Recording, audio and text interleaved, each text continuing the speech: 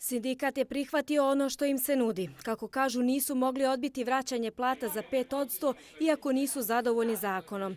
Dokument su dobili u subotu naveče, pa i nisu imali vremena za razmišljanje.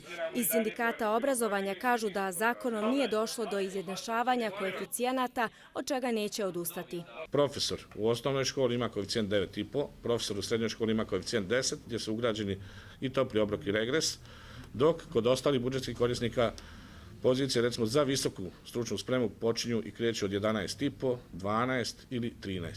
To je ta neusklađenost, a imamo praktično ista zanimanja. Iz Sindikata radnika unutrašnjih poslova smatraju da se razgovori sa vladom moraju nastaviti. Oni traže vraćanje 5% plate za radnike sa višom i visokom stručnom spremom u prva 3 mjeseca ove godine, ali i da se riješi status pripadnicima Republičke uprave civilne zaštite. Koji su zbog određenih zakonskih rješenja našli se u zakonu organa uprave, a ne u zakonu o platama Ministarstva unutrašnjih poslova Republike Srpske, i u tom dijelu smo vrlo jasni. Dakle, oni su tamo potpuno nevidljivi, oni kao jedna vrlo specifična grupacija moraju biti vidno iskazani, i ono što očekujemo od vlade Republike Srpske jeste da u naredna 2 dana kroz mehanizam amandmana djeluje prema vlastitim predloženim zakonskim rješenjima kako bi i te naše kolege bile tretirane na jedini pravi način, a to je da se vrate smanjeni dio plata i da se njihov vrlo rizičan i opasan posao vrednuje na pravi način. Hitno da se riješi statusno položaj Republičke uprave civilne zaštite sa sva 3 njena sektora. Da li će ona biti u jednom, drugom ministarstvu, samostalno? Mi smo predložili 3 varijante. Znači, sve moguće varijante, čak i varijantu da budemo samostalna agencija u okviru, odnosno uz vladu Republike Srpske. Zadovoljni nisu ni u sindikatima uprave i pravosuđa. Kako kažu, trenutno su prihvatljiva rješenja.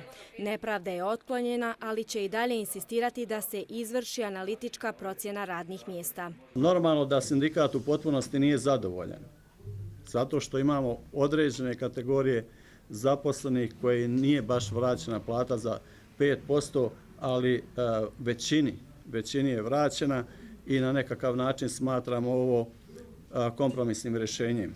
Nažalost, dobili smo ga na ruke tek poslije izvjesnog usaglašavanja u subotu prije 2 dana.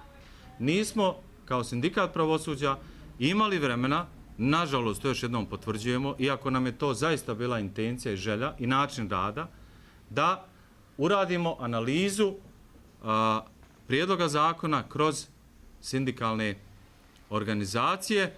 Vlada je ove prijedloge zakona uputila u Republički parlament kako bi poslanici već na narednoj sjednici razmatrali mogućnost vraćanja 5% plata budžetskim korisnicima, a da se ti zakoni primjenjuju već od aprilske plate.